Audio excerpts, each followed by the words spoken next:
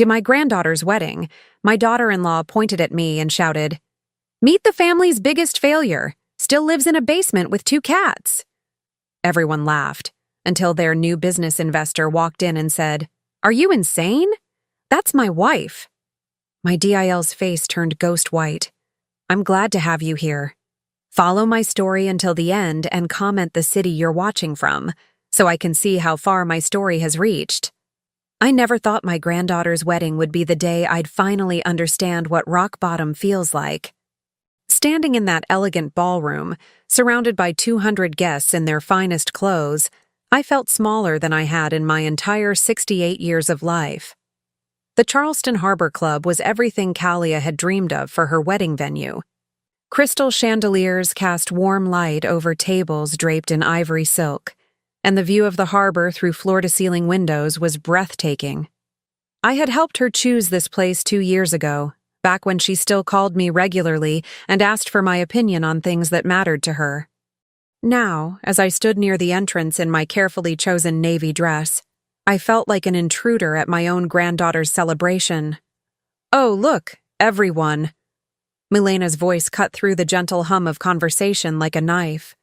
My daughter-in-law stood near the center of the reception area, her emerald dress catching the light as she gestured dramatically in my direction.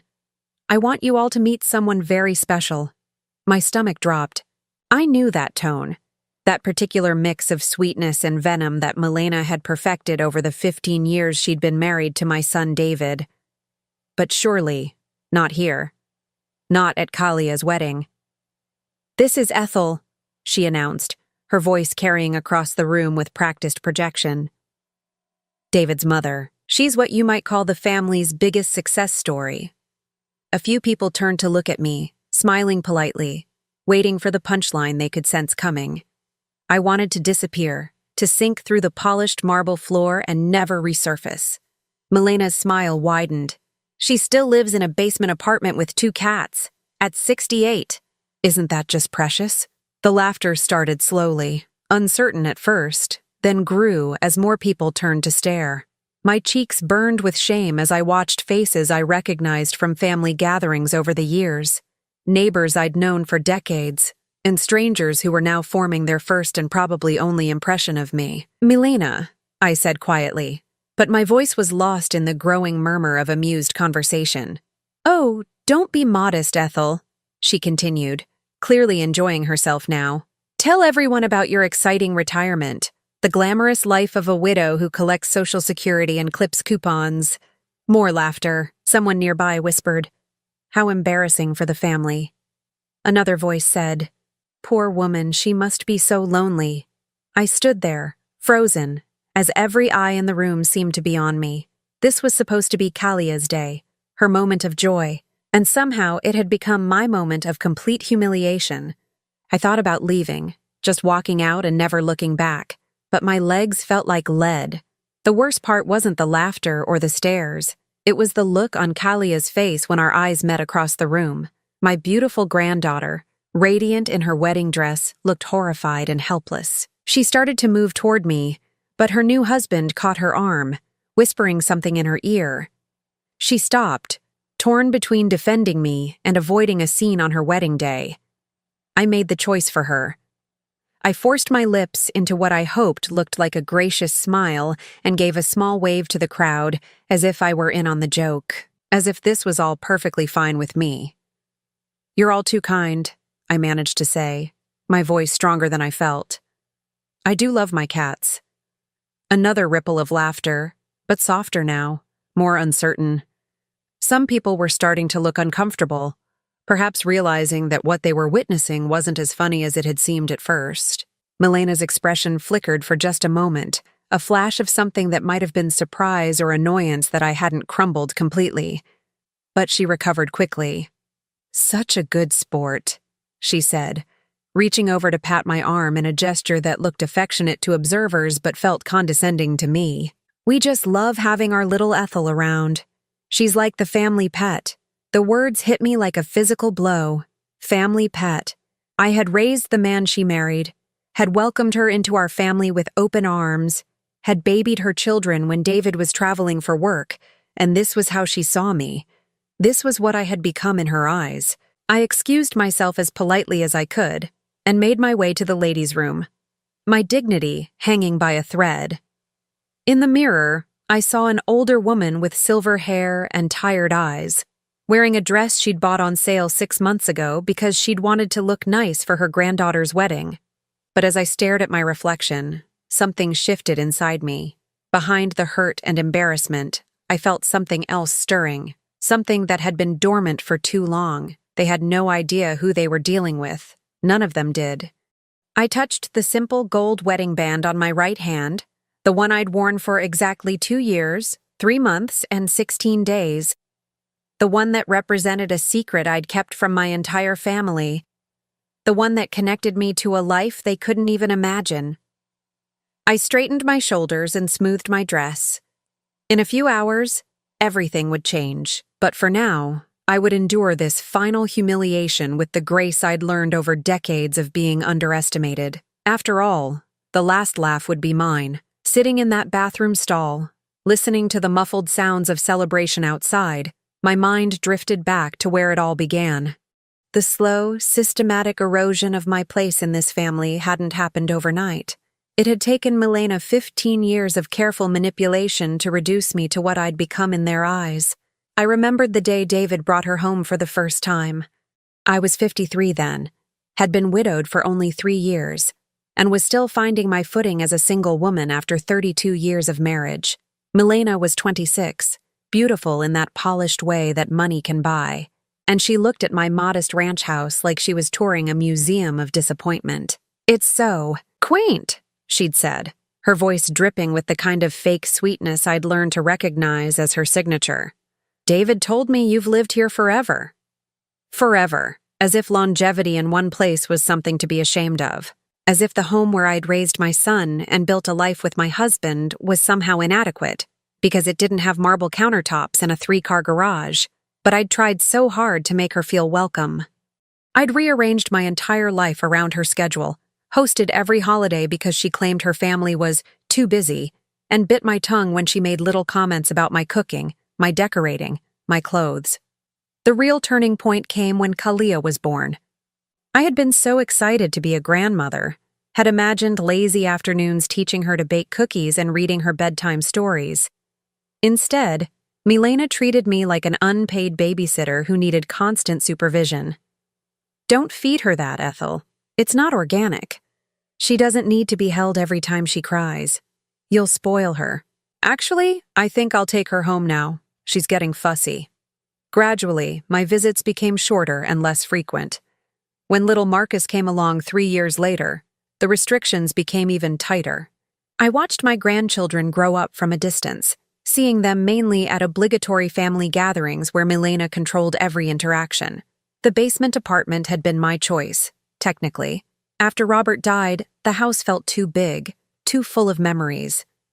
When the young couple next door asked if I'd be interested in renting their finished basement while they saved for a house, it seemed perfect. It was clean, comfortable, and affordable on my widow's pension. I could maintain my independence without being a burden on anyone. But in Milena's narrative, it became proof of my failure. "Poor Ethel," she'd say to anyone who would listen. "She just can't seem to get her life together. We've offered to help, of course, but she's so stubborn." The offers of help were always strings attached to surrender. Move into their guest room and live by their rules. Let them manage my finances because I obviously couldn't handle money. Give up my cats because they weren't practical for an elderly woman. The cats were the final insult. Oliver and Duchess weren't just pets. They were my companions, my comfort after losing Robert. But in Milena's version of my life story, they were evidence of my eccentricity, my inability to form meaningful human relationships. What hurt most was watching David slowly adopt her perspective. My son, who had once called me every Sunday and stopped by unannounced just to chat, began treating me like a problem to be managed rather than a mother to be loved. "Mom, don't you think it's time to consider something more age-appropriate?" he'd asked last Christmas, looking around my basement apartment with the same expression Milena wore when she was particularly disappointed in something. Age-appropriate, as if being 68 meant I should be warehoused somewhere, grateful for whatever scraps of attention my family threw my way. But they had no idea what I'd been doing for the past 2 years. They couldn't conceive that their pathetic Ethel had been living an entirely different life, one that would shock them to their cores. I thought about Harold, my husband of exactly 2 years and 4 months now. We'd met at the library of all places, both of us reaching for the same biography of Winston Churchill. He was recently widowed too, lonely and kind, with eyes that actually saw me as a whole person rather than a burden or an embarrassment. Our courtship had been gentle, careful. We were both too old and too wise to rush into anything. But when he proposed, sitting in the same library where we'd met, I said yes without hesitation. The wedding had been simple, just us and 2 witnesses at the courthouse. I hadn't told my family because I knew what would happen. Milena would take over, would turn it into something about her, would find ways to make me feel small even on my own wedding day. So Harold and I had kept it private, just ours. What they also didn't know was what Harold did for a living. When I'd met him, he'd introduced himself simply as recently retired. It wasn't a lie exactly, but it wasn't the whole truth either. Harold Westbrook had spent 40 years building one of the most successful investment firms in the Southeast. His retirement meant stepping back from daily operations, not stepping away from his financial empire. My humble Harold, who drove a sensible sedan and shopped at the same grocery store I did, was worth more money than my entire family could imagine. And as his wife, I now had access to resources that would make Milena's head spin. The beautiful irony was that Harold's firm managed investments for dozens of companies throughout the region, including, I'd recently discovered, the marketing agency where Milena worked as a senior account manager, the same job she'd been so proud of, the one that had given her the sense of superiority she wielded like a weapon. I touched my wedding ring again, feeling its weight. In my purse was a letter from Harold's lawyer, delivered just this morning. Important business matters requiring my immediate attention, it had said. Something about a major client meeting that had been moved to today. A knock on the bathroom door interrupted my thoughts. Grandma Ethel. Kalia's voice was soft, worried. Are you okay? I stood up, smoothed my dress, and unlocked the stall door. My granddaughter stood there, still radiant in her wedding dress, but with tears threatening to spill over. I'm so sorry, she whispered. I had no idea she was going to do that. I would have stopped her if I'd known. I cupped her face gently, this beautiful girl who had inherited her grandfather's kind heart despite being raised by Milena. It's your wedding day, sweetheart, I said softly. Don't let anything spoil it. Sometimes people show their true colors, and that's not your fault or mine. She hugged me tightly, and for a moment, I felt hopeful. Whatever happened next, I still had Kalia. That was something Milena couldn't take away from me. I love you, Grandma, she whispered. I love you too, darling, more than you know. As we walked back toward the reception together, my phone buzzed with a text message. Harold, on my way to pick you up. Important meeting moved to tonight. Are you ready? I smiled, typing back. More ready than I've ever been. The real celebration was about to begin. Kalia and I had just returned to the reception when I noticed a stir near the main entrance. The string quartet that had been providing gentle background music seemed to fade as conversations shifted and heads turned toward the doorway. A man in an impeccably tailored charcoal suit was speaking quietly to the venue coordinator, who was nodding frantically and gesturing toward the reception area. Even from across the room, I could see the deference in her body language, the way she kept smoothing her dress and checking her hair as if she were suddenly nervous about her appearance. My heart began to race. I knew that silhouette, that confident posture, the way he commanded attention without saying a word. Harold had arrived. Who is that? I heard someone whisper nearby. He looks important. He did look important. Harold carried himself with the quiet authority of a man who had spent decades making decisions that affected thousands of people and millions of dollars. His silver hair was perfectly styled, and even from this distance, I could see the subtle gleam of his gold watch, the only outward sign of his wealth that he allowed himself. The venue coordinator was leading him into the reception area now, clearly flustered by whatever conversation they'd just had. Harold's gaze swept the room methodically, professionally, like he was assessing an investment opportunity. When his eyes found mine, his expression softened just slightly, and he began moving in my direction. But he wasn't the only one who had noticed his arrival. Milena, who had been holding court near the bar with a group of David's business associates, had spotted him immediately. I watched as she excused herself from her conversation and began moving toward Harold with the kind of predatory grace she reserved for networking opportunities. She intercepted him about 20 feet from where I stood, extending her hand with her most dazzling smile. "Hello there," she purred, her voice pitched to carry just enough to let nearby guests know she was making an important connection. "I'm Milena Morrison, mother of the bride. I don't believe we've met." Harold stopped, looked at her extended hand for a moment, then glanced past her to where I stood. His expression remained perfectly neutral, but I caught the slight tightening around his eyes that meant he was displeased. "Excuse me," he said politely but firmly, stepping around her without taking her hand. Milena's smile faltered, but she persisted, following him. "Are you a friend of the family? Business associate? I work in marketing, so I know how important it is to make connections at events like these." Harold continued walking toward me, ignoring her completely. The dismissal was so absolute, so professional, that it left Milena standing there with her mouth slightly open, unsure how to respond. I felt a flutter of nervous excitement as he approached. We had planned this moment, but seeing it unfold in reality was different, more intense, more final. "Mrs. Westbrook," Harold said as he reached me, his voice warm but carrying clearly in the suddenly quiet space around us. "I'm sorry I'm late. The meeting ran longer than expected."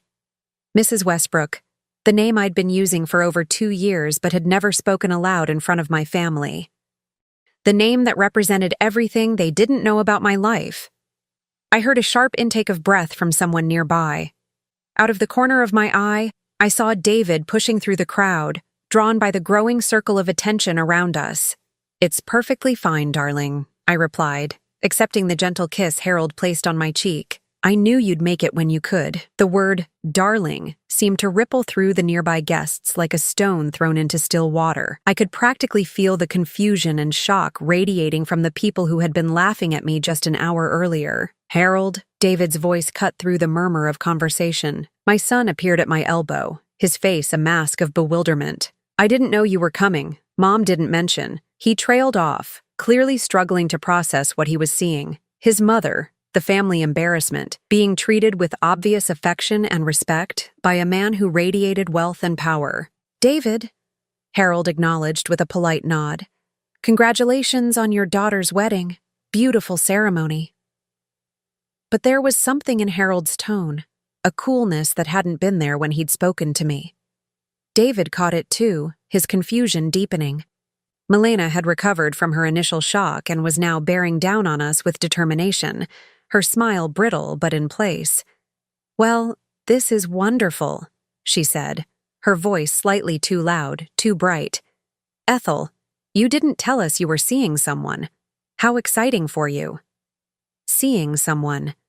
As if Harold were some casual boyfriend I'd picked up at a senior center dance. Harold's eyebrow rose slightly. "Seeing someone?"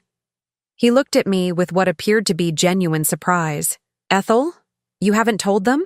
The moment stretched out, pregnant with possibility. I could feel the weight of dozens of gazes, the anticipation of revelation. This was it, the moment when everything changed. "I wasn't sure the timing was right," I said carefully. "Family gatherings can be so complicated." Harold's expression shifted to something that might have been amusement. "Well, I suppose there's never a perfect time for these things." He turned to address the growing crowd around us, his voice carrying the kind of authority that made people automatically pay attention. "For those who don't know me, I'm Harold Westbrook," he said simply. "And Ethel isn't just seeing someone. She's my wife." The silence that followed was deafening.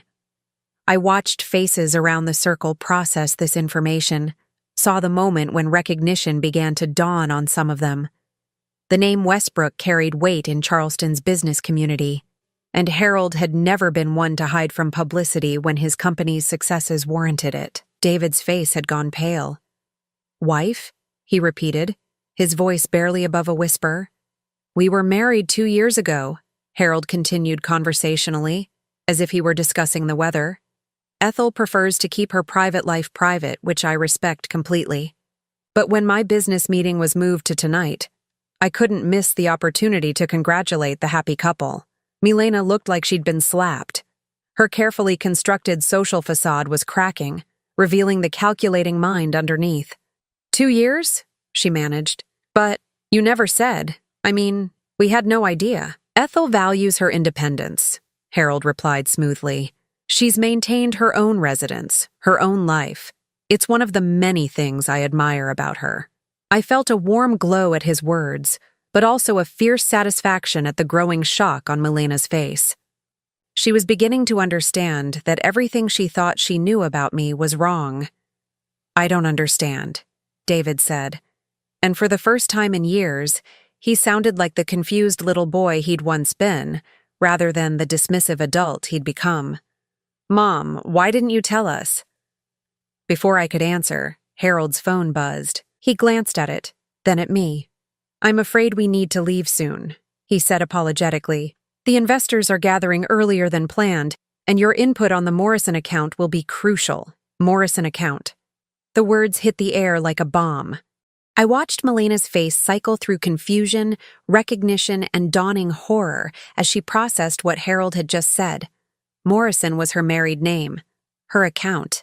Morrison account? She repeated, her voice barely steady. Harold looked at her with polite interest, as if he were seeing her for the first time. Morrison Marketing Solutions, yes. You wouldn't happen to know anything about that company, would you? The color drained completely from Milena's face as the implications began to sink in. She was staring at Harold like he was a ghost, then at me, like I was a stranger. Around us, the crowd was buzzing with whispered conversations, people putting pieces together, realizing they had just witnessed something extraordinary, but I could see that Harold wasn't finished yet. Actually, he said thoughtfully, didn't someone mention earlier that there was a Morrison in the wedding party? What a delightful coincidence. His smile was perfectly pleasant, perfectly professional, and absolutely terrifying. The next few minutes unfolded like a masterpiece of slow-motion destruction. I watched Milena's face as Harold's words sank in, saw the exact moment when she realized that her world was about to crumble. Morrison Marketing Solutions, Harold repeated thoughtfully, as if he were trying to place the name. Senior Account Manager, Milena Morrison.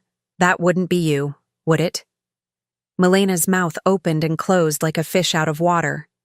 Around us, the wedding guests had formed an impromptu audience, sensing drama, but not yet understanding its scope. Yes, she managed. That's my company. I work there. Harold nodded slowly, pulling out his phone and scrolling through what appeared to be emails. Interesting. I've been reviewing some personnel files this week. Your name came up in several discussions. I had to give Milena credit. She tried to rally. Straightening her shoulders, she forced her smile back into place, though it looked more like a grimace now. Well, what a small world, she said, her voice pitched too high. I had no idea Ethel knew anyone in the business community. What exactly is your connection to Morrison Marketing? Connection? Harold looked genuinely puzzled for a moment. Mrs. Morrison, I don't have a connection to your company. I own it. The silence that followed was so complete, I could hear the distant sound of waves against the harbor outside. Harold continued scrolling through his phone with the casual air of someone checking their grocery list, seemingly unaware of the devastation he'd just unleashed. Well, not directly. He corrected himself with scientific precision. Westbrook Holdings owns Morrison Marketing Solutions through our subsidiary, Coastal Business Ventures. We acquired it about 18 months ago as part of our expansion into regional marketing firms. Milena's face had gone from pale to gray. I watched her lips move silently as she processed the timeline. 18 months ago. Right around the time she'd been so proud of her promotion, so boastful about her increased salary and expanded responsibilities.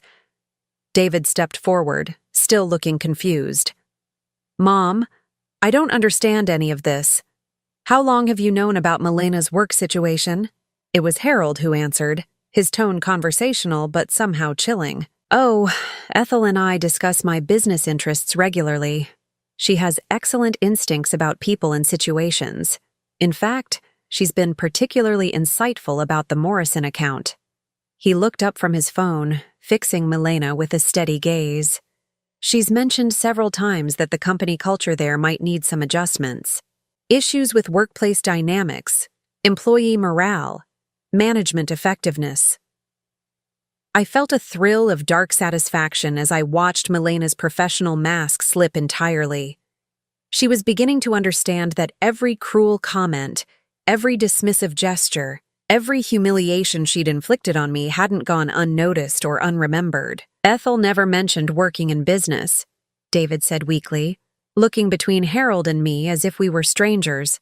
"I don't work in business," I said quietly, "but I am married to someone who does, and Harold values my opinions on all aspects of his life, including his investments." Harold smiled at me, the expression warm and genuine. "My wife has a remarkable ability to assess character.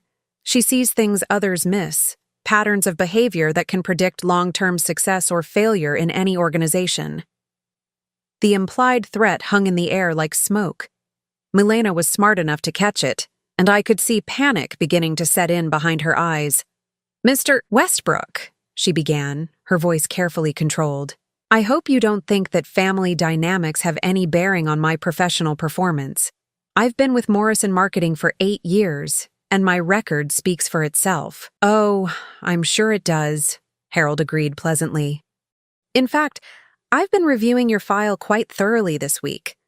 Interesting reading." He tapped his phone screen a few times, then turned it slightly toward Milena. I couldn't see what he was showing her, but I watched her face go from gray to green. "The client retention numbers are particularly fascinating," Harold continued. "Several accounts expressing concerns about communication style, professionalism, cultural fit. Nothing actionable yet, of course, but patterns worth monitoring." Milena's hands were trembling now.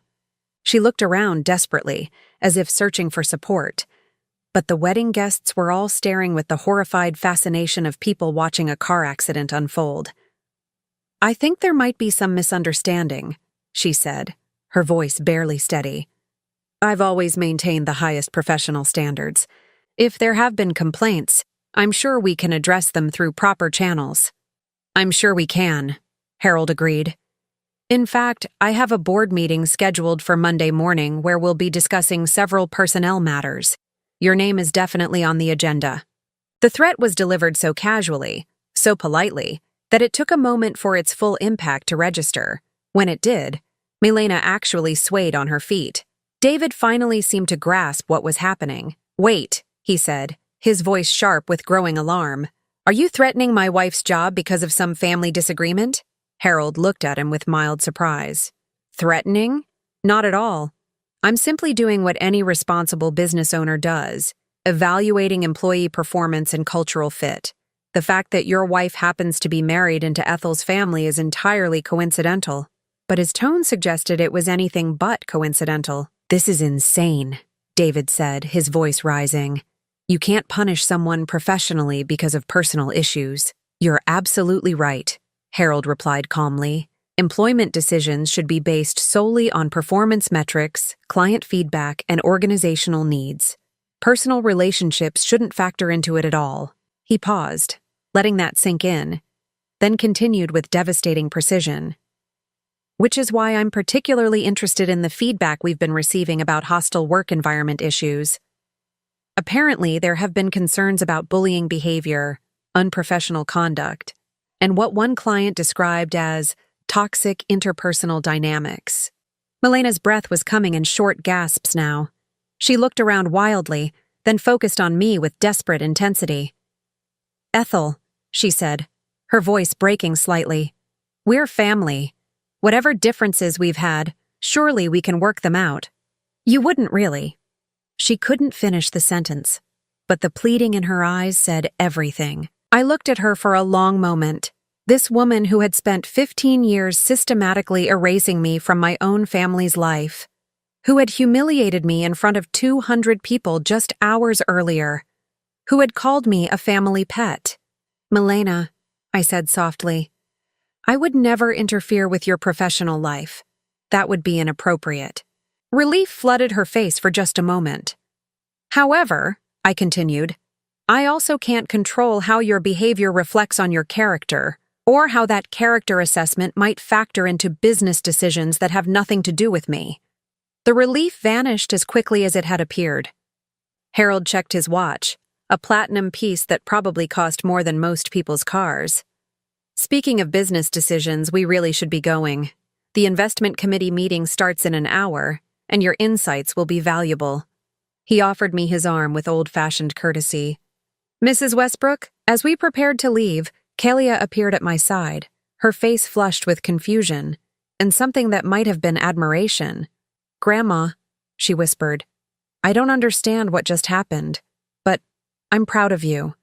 I kissed her cheek gently. "Enjoy your wedding night, sweetheart. We'll talk soon." As Harold and I walked toward the exit, I could hear the explosion of whispered conversations behind us, the shocked exclamations, the rapid-fire questions that no one could answer. But the only voice I focused on was Milena's, broken and desperate, calling after us. "Ethel, please, we need to talk, please." I didn't turn around. The ride to Harold's office was quiet, the leather seats of his Mercedes enveloping us in comfortable silence as Charleston's evening lights flickered past the windows. I stared out at the familiar streets, processing what had just happened, what we had just set in motion. "No regrets?" Harold asked softly, his hand finding mine across the center console. I considered his question carefully. Regrets about revealing our marriage? About letting Milena discover that her victim had more power than she'd ever imagined? About the shock on David's face when he realized his mother wasn't the pathetic figure he'd allowed her to become in his mind? "None," I said finally, and meant it. Harold squeezed my hand. "Good, because what happens next isn't going to be pleasant for any of them." The investment meeting was held in the top-floor conference room of Westbrook Holdings, with floor-to-ceiling windows offering a panoramic view of Charleston Harbor. As Harold had explained during our drive, this wasn't just any meeting. 3 major clients were considering pulling their accounts from Morrison Marketing Solutions, citing concerns about service quality and professional conduct. The Patterson account alone represents $2.3 million annually, Harold explained as we entered his office. They've specifically requested a change in account management, citing unprofessional behavior and what they called aggressive interpersonal dynamics. I sat in the chair across from his desk, watching him pull up files on his computer. Even after 2 years of marriage, I was still sometimes amazed by the scope of his business empire. Harold controlled investments and partnerships that affected thousands of jobs and millions of dollars. Yet he wore that power so lightly that most people never realized its extent. "The Coastal Development Group is threatening to terminate their contract entirely," he continued, scanning through emails. "They claim their account manager has been dismissive of their concerns and condescending in meetings." My phone buzzed constantly throughout our conversation, text after text from numbers I recognized and others I didn't. Word was spreading from the wedding and people wanted answers, explanations, gossip. "David, Mom, call me. Now. What the hell just happened? Milena, please, we need to talk. I think there's been a misunderstanding. Unknown number. This is Marcus. Mom is crying. Grandma, what did you do?" I turned the phone face down without responding to any of them. "They're panicking," I observed. Harold looked up from his screen. "They should be." The third client, Riverside Retail Consortium, has already submitted a formal complaint to Morrison's upper management. They're demanding either a complete account team change or they're taking their $3.8 million contract elsewhere. $7.1 million in potential lost revenue. The mathematics of consequence were stark and unforgiving. "What will happen to Morrison Marketing?" I asked. "That depends on how quickly they can address the client concerns," Harold replied. "If they lose all 3 accounts, they'll need to downsize significantly.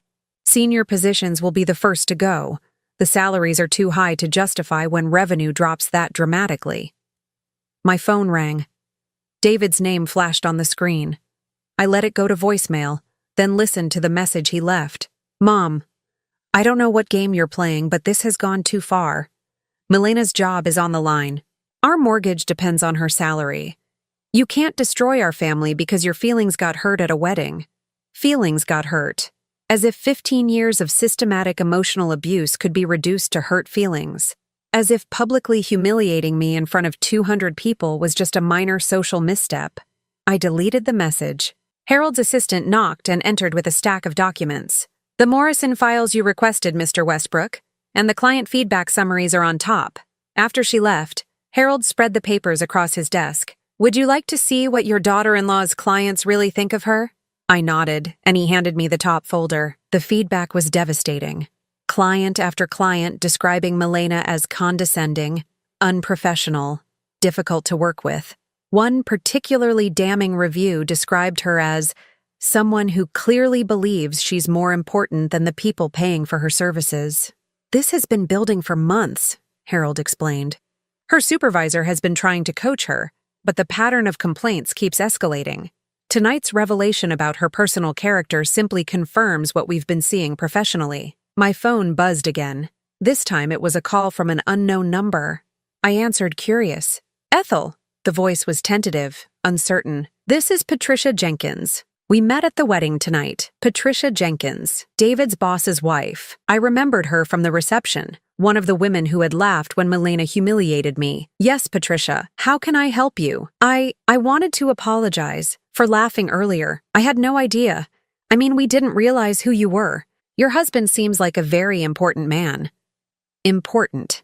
Not kind, not worthy of respect, but important. Because that was what mattered to people like Patricia Jenkins. Power and status, not basic human decency. Thank you for calling, I said politely, but didn't offer forgiveness. I was wondering, she continued, clearly uncomfortable. My husband Tom works with David, and we've heard there might be some business complications. I hope this won't affect their working relationship. Ah, there it was. She wasn't calling to apologize out of genuine remorse. She was calling because she was worried about her own interests. I'm sure Tom's professional relationship with David will be based on Tom's own merits, I said carefully. I have no influence over David's career decisions. Of course. But if there's anything we can do to smooth things over. I ended the call without responding. Social climbers, Harold observed with distaste. They smell blood in the water and immediately start positioning themselves. Over the next hour, my phone didn't stop. Friends of Milena's, colleagues of David's, even people I barely knew from church and the neighborhood. Word was spreading through Charleston's social networks like wildfire, and everyone wanted to either apologize for past slights or ensure they weren't caught in the blast radius of whatever was coming. The investment meeting itself was conducted with clinical precision. Harold presented the client concerns to the board with dispassionate professionalism. No mention of personal relationships, no hint of family drama. Just cold, hard business facts. Morrison Marketing Solutions had 3 options. Address the client concerns immediately and completely, accept the loss of major accounts and the subsequent downsizing, or be sold to a company better equipped to handle their client base.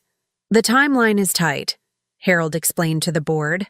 Patterson wants a response by Friday. Coastal Development has given them until Monday. Riverside is prepared to terminate immediately if they don't see significant changes. Friday was 4 days away. Monday was 7 days. Not much time to salvage a career that had taken years to build.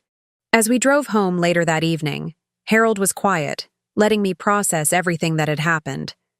The weight of it was enormous. Not just what we had revealed tonight, but what we had set in motion. She brought this on herself, I said finally, as much to convince myself as to inform Harold. Yes, she did, he agreed. The client complaints are real, Ethel. The performance issues are documented. We didn't manufacture this situation. We simply stopped protecting her from the consequences of her own actions. My phone buzzed one final time as we pulled into our driveway.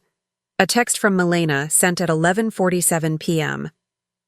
I know you hate me. I know I've been horrible to you. But please don't do this to my children. They don't deserve to suffer because their mother is a terrible person. I'm begging you. For the first time all evening, I felt something crack in my chest. Marcus was only 15, still in high school. This would affect him too, affect his college plans, his future. But then I remembered his text from earlier. "What did you do?" Not, "I'm sorry for how Mom treated you," or, "I understand why you're upset." He had immediately assumed I was the villain, just like his parents had taught him. I deleted the message and turned off my phone. Some lessons come with a price. For 15 years, Milena had taught my family that cruelty had no consequences, that I would absorb any amount of abuse in silence. It was time for her to learn that she was wrong. 3 weeks after Kalia's wedding, I stood in the sunroom of Harold's house, our house now, arranging fresh flowers from the garden. The morning light streamed through the windows, casting everything in a warm, golden glow that seemed to symbolize the new chapter of my life. The house was nothing like the basement apartment I'd called home for so many years. Built in the 1920s and meticulously restored, it sat on 3 acres overlooking the Ashley River. The sunroom had been my favorite space from the moment Harold first showed it to me, with its wall of windows and comfortable reading nook where Oliver and Duchess had immediately claimed the best cushions. I had officially moved in the week before, finally ready to live openly as Mrs. Harold Westbrook. The pretense was over, the secret was out, and the relief was immense. My phone sat silent on the side table. I had changed my number 5 days earlier, keeping only the contacts I actually wanted to maintain. The constant barrage of calls, texts, and voicemails had become unbearable, and I realized I didn't owe anyone access to my peace of mind. Harold found me there as he returned from his morning walk, still fit and energetic at 71. He kissed my cheek and settled into the chair across from me with his coffee and the Charleston Post and Courier. "Morrison Marketing Solutions made the business section," he said, folding the paper to show me the headline, "Major Restructuring Following Client Departures." I read the article carefully. It was all there in dry business language. The loss of 3 major accounts, the need to reduce overhead costs, the elimination of several senior positions. Milena's name wasn't mentioned specifically, but the implications were clear. "She was let go yesterday," Harold said quietly, along with 2 other senior account managers. They offered her a junior position at 60% of her previous salary, but she declined. I felt a complex mixture of emotions. Satisfaction, yes, but also a strange sort of sadness. Not for Milena.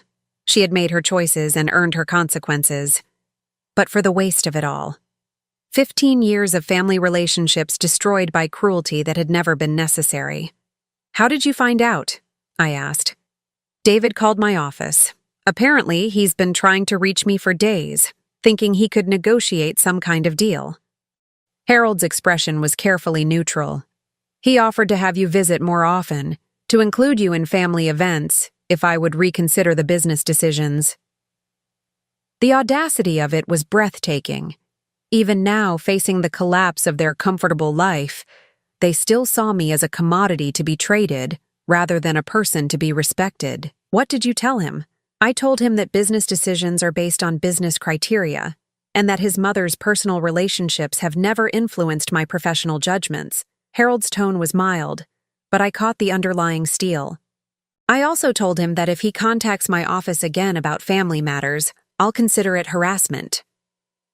We sat in comfortable silence for a while, watching the river flow past our windows. The peace was something I was still getting used to. The absence of anxiety, of waiting for the next humiliation, of walking on eggshells around people who were supposed to love me. The doorbell rang, and Harold went to answer it. I heard voices in the front hall, one of them young and familiar. A few minutes later, Harold returned with Kalia behind him. My granddaughter looked terrible. Her eyes were puffy from crying, her hair was pulled back in a messy ponytail, and she was wearing the kind of clothes that suggested she had gotten dressed without caring how she looked. "Grandma," she said, her voice breaking on the word. I stood and opened my arms, and she collapsed into them like she had when she was small, and the world seemed too big and scary to navigate alone. "I'm so sorry," she sobbed against my shoulder. "I'm so sorry. I should have stopped her. I should have defended you. I should have known how bad it was." I held her while she cried. This beautiful girl who had been caught in the middle of something that wasn't her fault. When her sobs finally subsided, I led her to the sofa and sat down beside her. "Tell me what's been happening," I said gently. The story came out in pieces. The aftermath of the wedding had been devastating for my family. David was furious and humiliated, blaming everyone but himself for the situation. Milena had spent 3 days in bed crying, then emerged with a manic determination to fix everything through increasingly desperate phone calls and emails. She even went to Mr. Westbrook's office building, Kalia said, wiping her eyes with the tissue Harold had quietly provided. Security wouldn't let her up to his floor, but she waited in the lobby for 3 hours until they threatened to call the police. "And Marcus?" I asked. Kalia's face crumpled again. "He's so angry, Grandma. He blames you for everything. Dad has been telling him that you manipulated Mr. Westbrook into destroying Mom's career out of spite. The pain of that was sharp and immediate. Marcus had been such a sweet little boy, always excited to see me, always full of questions and stories. But 15 years of his parents' influence had shaped his view of me just as surely as it had shaped everyone else's." "I tried to explain," Kalia continued.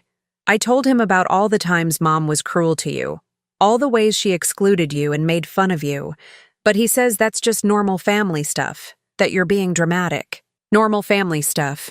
My heart ached for the boy who had been taught that cruelty was normal, that humiliation was acceptable, that respect had to be earned but contempt could be freely given. "What about you?" I asked. "How are you handling all this?" Kalia was quiet for a long moment, staring out at the river. "I keep thinking about things," she said finally. "Like how Mom would always change the subject when I talked about calling you. Or how she would plan family dinners when she knew you had other commitments. Or how she would make jokes about your apartment and your cats, and we were all supposed to laugh along." She turned to look at me, her eyes clear and honest.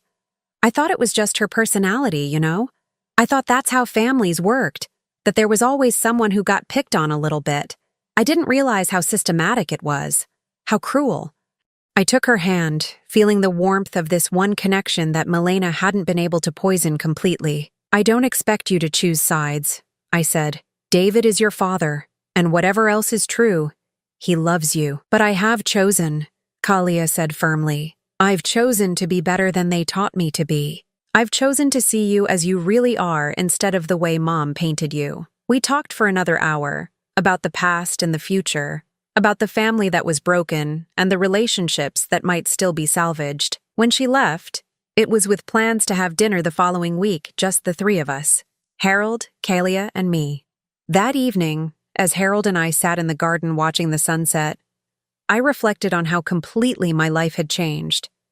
6 months ago, I had been the family embarrassment, living in a basement apartment, enduring whatever scraps of attention my relatives chose to throw my way.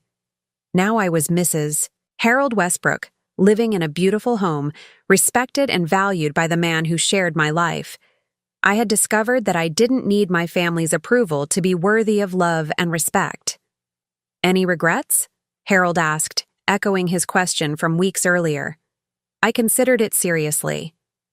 Did I regret that David was struggling to understand how badly he had failed as a son? Did I regret that Milena was facing the consequences of years of professional misconduct? Did I regret that Marcus had been taught to see me as the villain in his family's story? "I regret that it took so long," I said finally. "I regret that I spent 15 years accepting less than I deserved because I was afraid of losing what little I had." Harold reached over and took my hand. "You're not that person anymore." "No," I agreed, feeling the truth of it settle into my bones. "I'm not." The last text message I had received before changing my number had been from David. "I hope you're satisfied. You've destroyed our family." But he was wrong. I hadn't destroyed anything. I had simply stopped pretending that cruelty was love, that abuse was normal, that I deserved to be treated as less than human by people who claimed to care about me. The family that had been built on my silence and submission was indeed destroyed. But from its ashes, something better was growing.